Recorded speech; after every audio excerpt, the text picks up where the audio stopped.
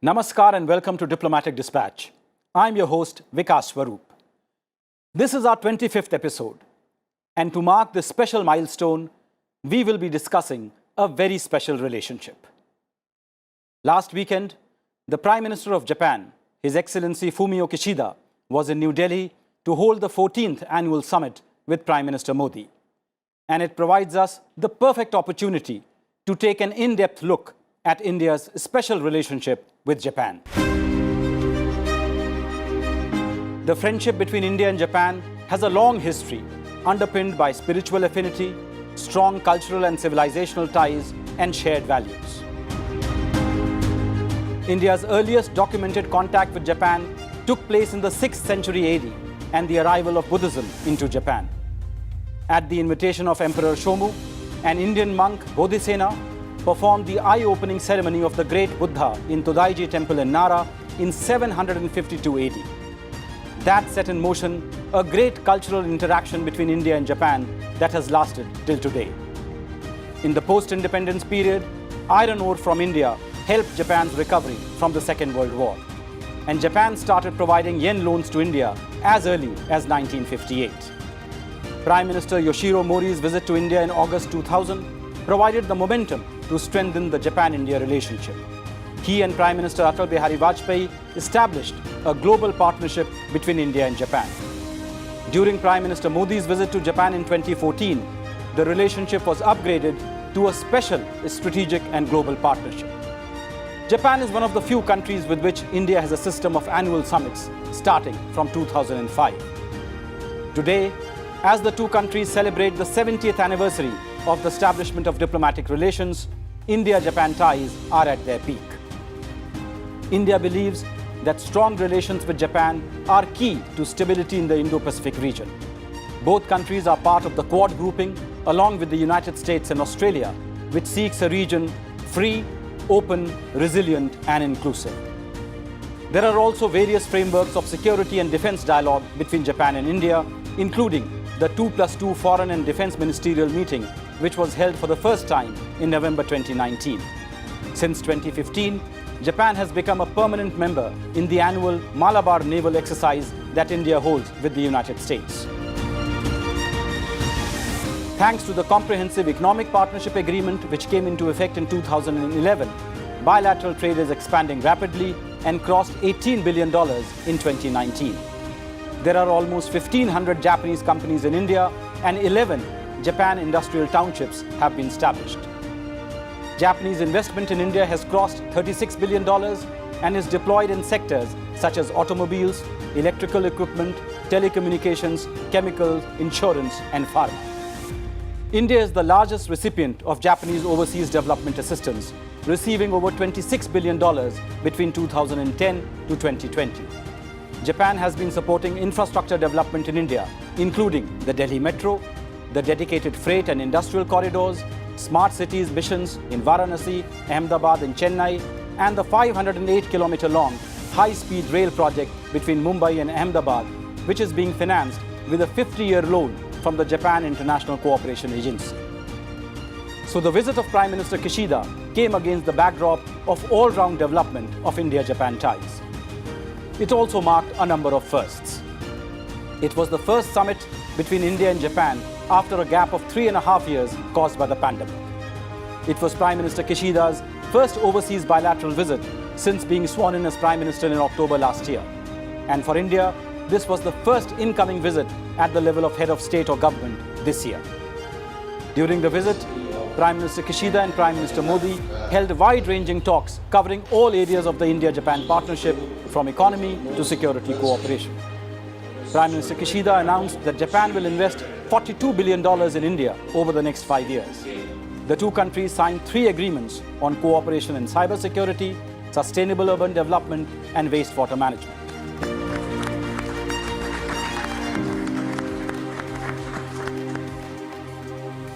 To discuss the summit in greater detail, I have with me 2 distinguished experts.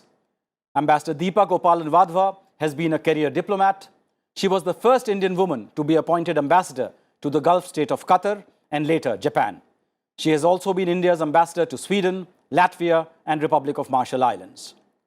Dr. Shabni Roy Chaudhary is Professor in Japanese Studies in the Center for East Asian Studies, Jawaharlal Nehru University, with a specialization in Japan-India economic relations and Japanese economy and management. Let me start with you, Ambassador Wadhwa. The India-Japan partnership is described as a special strategic and global partnership. So what is so special about this partnership and why is it so strategic? Very good question. So when did we add the special to the strategic and global partnership? You know, it started as a global partnership and then we added strategic and then special. The special was added really in 2014 when Prime Minister Modi visited Japan for the first time as Prime Minister. And even before he went, he had said that his first bilateral visit outside South Asia would be to Japan. That itself shows why Japan was so special. Because I think in this century, it certainly is a relationship which has made a qualitative difference in the way both of our countries look not only at our bilateral relationship, but regional and global affairs.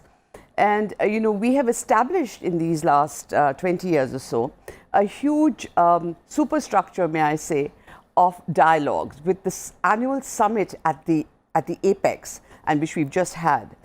We've had both our prime ministers meet, and then a very, very multi-layered cascade of meetings at the ministerial level and the official level. So I don't think there is really any such other relationship that we have perhaps with the US, but the fact that it developed so fast, the range of issues that are covered, the depth to which we go, the ever-widening relationship makes it very special.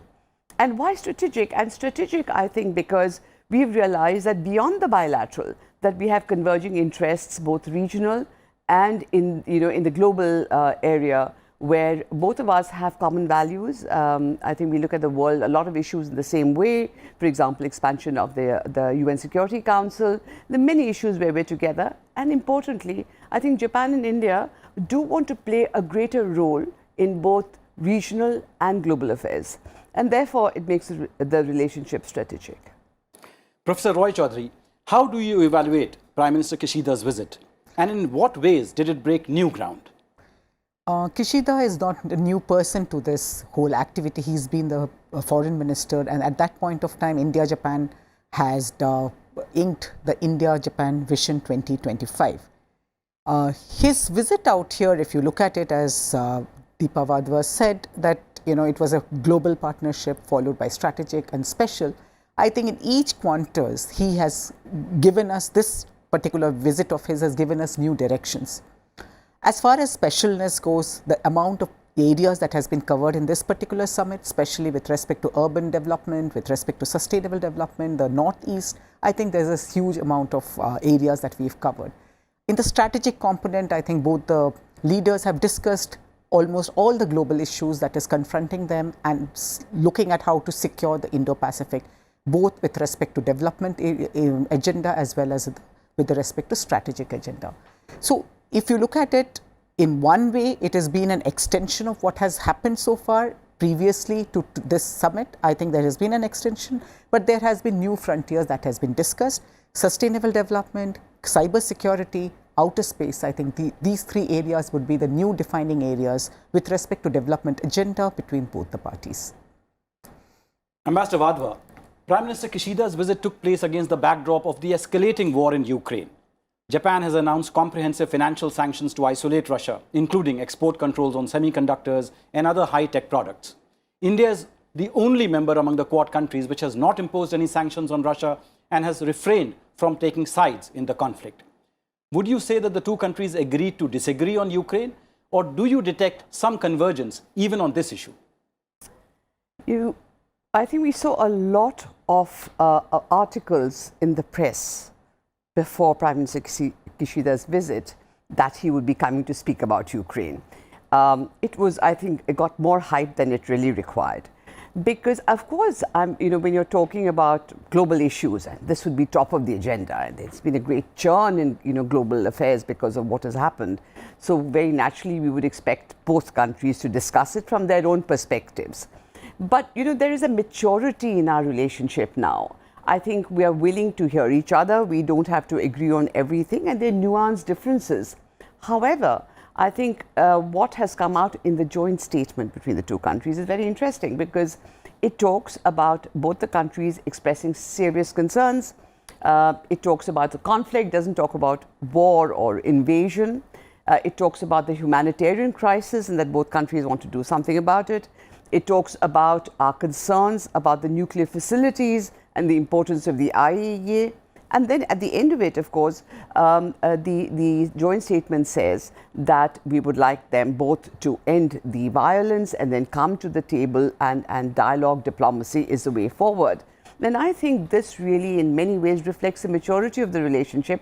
I'm sure we put before each other, you know, the way we were looking at it, both countries were, and you're quite right. I mean, Japan has had a long and close relationship with Russia, which it has put on really at stakes in the context of this conflict. You know, they have had issues because of those 4 islands. They wanted to sign a peace treaty. Prime Minister Abe and President Putin, you know, were meeting regularly at summit meetings. And I think all that has gone back, and there was an energy relationship between them. So they put all that, they've staked all of that, because I think perhaps as a part of the Western alliance, they feel very strongly about it. And also of late, they've been concerned about the growing closeness between Russia and China. And, you know, they've had joint exercises now, you know, in the immediate region of Japan, in the straits between the islands. So there are concerns. And therefore, they've come up with the whole panoply of sanctions against individuals, against entities, called their companies out, you know, much more than we saw maybe in the case of Crimea, where there were also some sanctions. But I think as far as the two of us are concerned, and you also talked about the Quad, I think in the Quad, we know the position of the other 3 countries. Maybe you do require a country like India in the Quad that is acceptable to both sides of the conflict. And maybe there's a special role for us there. Interesting. Now turning to the economic side, Professor Roy Chaudhary, economic relations between India and Japan have vast potential for growth given the complementarities that exist between the 2 Asian economies. What are the new areas of economic engagement between India and Japan? When India and Japan moved into the global partnership, I think all of us actually focused on the economic aspect, rather than none of us actually had little feeling that we will go into security cooperation. In the economic agenda, if you looked at it, the strength was basically we had huge human resource, they had capital, we had a large amount of low-skilled labor, and therefore advantage to us if Japan were to come in with their investments. We started off well, manufacturing sector, automobile sector took off, but somehow, you know, the equation between both the nations at the ground level of private investments have been not as good as what we would have expected when we began, especially after inking the CEPA.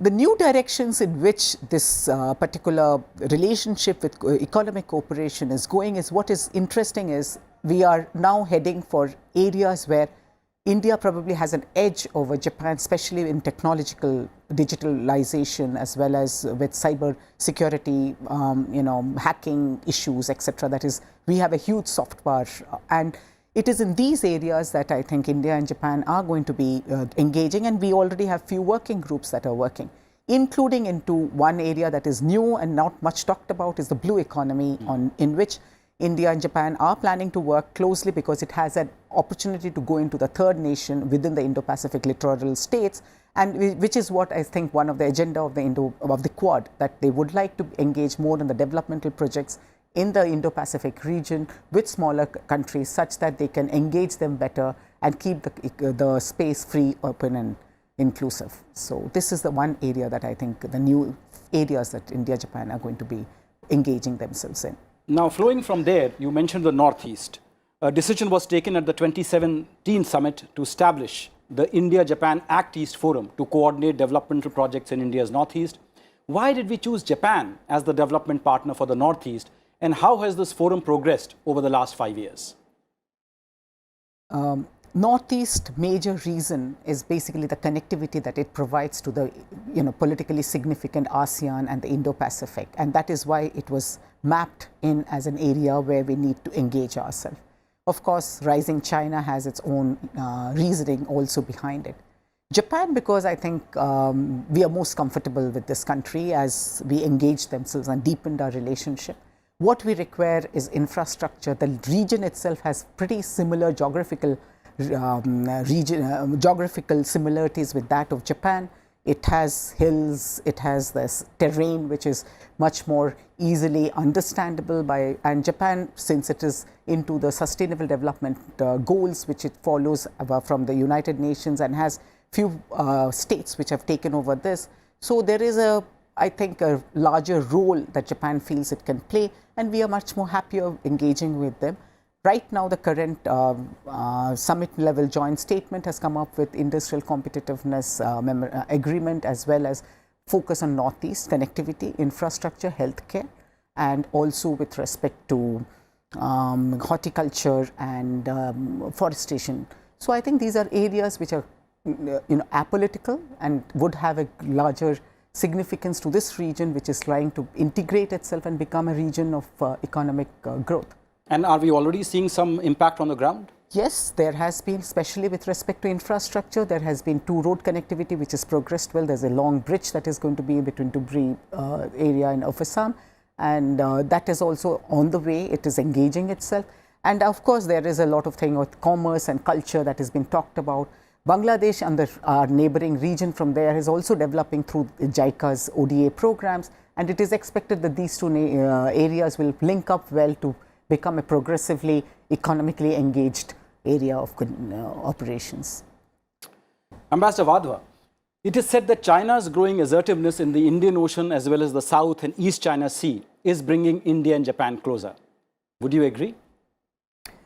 You know, when I talked of the reset in relations in 2000, I think one of the reasons certainly was, certainly for Japan, was the growing assertiveness, both militarily and economically, of China. And, therefore, they were looking at a partner in Asia with whom they shared values of democracy and so on. But beyond that, if you look at these 2 oceans, I mean, which are really, it's an organic continuum, if you look at it, which we now call the Indo-Pacific.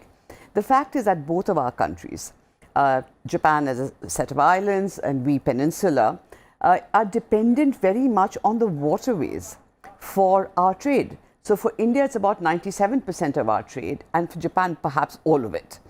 And not only that, because if you look at this expanse of water that we're talking about, from the Indian Ocean, so you start from the Mozambique Channel and of course the Persian Gulf, all the way up to Japan and beyond, of course, Western Australia, you're looking at an area which is also dominated by the energy security of the countries because of the energy supplies that flow through it. And both India and Japan, as energy deficient countries, are very dependent on these energy supplies. Therefore, this whole region, the security of the region, the security of the SLOCs, the sea lanes of communication, the importance of navigation, freedom of navigation, is also important in this region. And therefore, certainly, this is what has brought us together. But beyond that also, there are other reasons. If you look at ASEAN centrality, both Japan and India, we have a stake in the ASEAN, I mean, which is kind of forms a littoral of the South China Sea. I mean, you might think that India is away from the South China Sea, but we have very close relations with the ASEAN countries. And, we have exercises in that region. If you recall, we had an agreement in Vietnam to do some exploration for oil in that region, and we are now increasingly describing it as the global commons. And therefore, for us, the South China Sea is as important as as the Indian Ocean is for Japan. And we are certainly seeing, we all know this, that it's not only the worry of the balance of power shifting, but I see the balance of military power. And we are seeing the Chinese Navy actually, which has grown hugely in the last decade and a half. Its presence, a very heavy presence in the Indian Ocean. And therefore, I think these are concerns that we share, and that certainly is one of the many factors that bring us together. And what are Japan's main concerns vis-a-vis China as far as the territorial dispute is concerned? This is of course the East China Sea and the islands in the disputed islands in the East China Sea. So this is another common factor that we have, that both India and Japan have territorial disputes still with China. And China's threatening actions that we have experienced on our northern borders is just what Japan has been experiencing also in the East China Sea, with increased intrusions into their maritime space, and a very sort of threatening position taken by China. So besides that, there are many other issues also. If you look in the bilateral context, they do have a good economic relationship. But if you look at another threat that Japan faces, which is really North Korea. So, the missile the program of North Korea, which directly threatens Japan, it's completely, well within their range. And they do know that China has a lot of influence on what North Korea can do, and maybe some of the technology flows and so on. And therefore, these are the threats besides everything else, that Japan feels from China. I think highlighting the North Korea angle was also very, very important. Professor Roy Chaudhary, Japan will be hosting the next Quad Leaders Summit in the coming months. What are Japan's expectations and priorities vis-a-vis the Quad? Interestingly, Quad has always been through a lot of incredibility, like whether it came to the first Quad, then it came to the second Quad, and occurs happened, everyone questioned whether Quad will continue. Currently, again, it was questioned because India abstained from following the other three alliance group. But I think currently, in Japan's priority would be again to bring back Quad as a center stage with respect to India, Indo-Pacific region. It will try to create an atmosphere of collegiality among all the 4 Quad members, and I think the entire process of Kishida's visit out here was also probably to move in those directions. As far as priority, I think again it will go back to the economics of it, resilient supply chain, which is a part of the Quad. It's also part of our bilateral concern. I think that would be another area that these 4 countries will try to figure out to create an alternative, which is a very important aspect within the domestically what Japan looks at. Japan's current Prime Minister has established a new ministry called the Economic Security Ministry, which in its 4 pillars that it has created has issues like supply chain, issues of partnership between private-public technical cooperation. So if you presume that technology is going to drive the next decade, and if you presume that technology is also going to be significantly attached to the national power of countries, I think the Quad nations would try to emerge as a consortium of technological power. And if that is the idea, I think that is another priority area that Japan would influence in this current Quad summit that we were going to engage ourselves in. Vaccine development is another area where I think India and Japan are working together as part of the Quad. Yeah, in part of the Quad, with respect to vaccine diplomacy, it has been said that the logistics of movement of vaccine from India would be handled by Australia. Japan would be essentially helping with the technological aspect as well as some capital.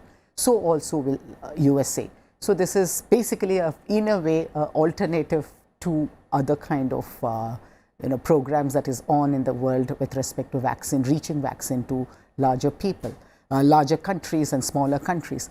But what is the latest development is interesting, that they say there are enough vaccine now, but the countries are not demanding anymore because they have not been able to fulfill their requirement of vaccinating people in their countries. So I think the next bet is probably engaging by helping human resources to travel to these countries and helping with them to vaccinate their population. So, Master Wadhwa, you also want to come in on Japan and the Quad? Oh, well, yes, we've been working together, and I think the Quad, to begin with, I think the concept which came from Prime Minister Abe, which located and put 4 major democracies together.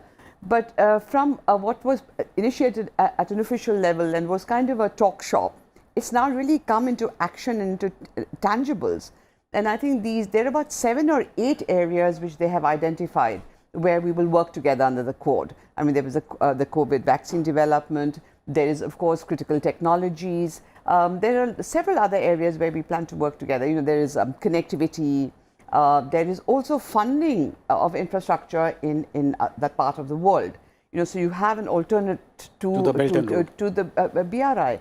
So there are very many areas, about 7 or 8 areas we've agreed to work together. And I think these working groups seem to be making progress. And supply chain, the resilience initiative also. So I think, the Quad, if we do go along the path that we are, where we're really looking at tangible outcomes, I think it'd make a lot of difference. I'm glad you mentioned Prime Minister Abe, because not only is he seen as the person who gave the first blueprint of the Quad, but he was also someone who really instilled a sense of dynamism in the India-Japan relationship. And of course, he developed a very close friendship with Prime Minister Modi. Now, of course, we have Prime Minister Kishida. Do you see Prime Minister Kishida as continuing the legacy of Prime Minister Abe, or could he in fact even exceed it? Well, you know what happens is success has many fathers, I always think. And I recall when I was in Japan, Prime Minister Modi continued to be a very active player, and he loved to say that he was the one who had transformed the relationship. And then you had Prime Minister Koizumi who had come in, and really the infrastructure projects had started in his time. But yes, we had a very special relationship with Prime Minister Abe. And this relationship, he claimed, went back to the stories his grandfather told him when the grandfather, who was Nobusuke Kishi, Prime Minister Kishi, came to India in 1958.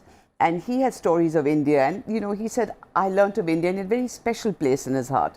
And therefore you find the story, the speech about the confluence of the two seas, yes. Our inclusion in what was the Indo-Pacific. You must remember before that, we were not part of what was called the Asia-Pacific construct. We were out of it. That ended with the ASEAN. So, making us very much part of the economic dynamism of Asia. And then, of course, the Quad. So Prime Minister Abe will really be remembered as somebody very special in our relationship, and there was special warmth. I must also say here that, while his relationship with Prime Minister Modi is much talked about, I was also there during his summit meetings with Prime Minister Manmohan Singh. And I think they also had shared a very good relationship. And I recall that they gave Prime Minister Manmohan Singh the highest civilian award that they could. My point of saying this is not to say that, that he was more fond of one than the other, but to say that there is bipartisan support in Japan, and irrespective of who the Prime Minister is there or here. I think there's a great depth, maturity in this relationship, and which will certainly, it will sustain and it will persist.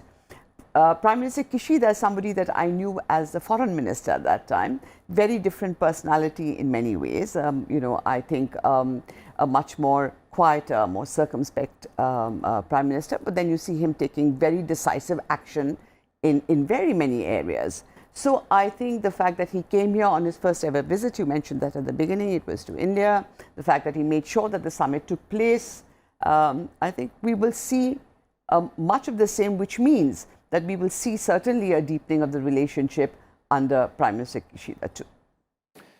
With that, we have run out of time. So a very big thank you to both my panelists.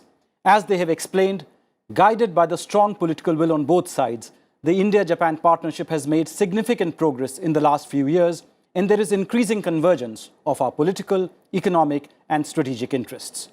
The 14th annual summit has sent out the clear message that despite the pandemic, a new leadership in Japan, and new global challenges, India's ties with Japan remain firmly on track. That is all I have for you in this edition of Diplomatic Dispatch. Till we meet again next week, good night and goodbye.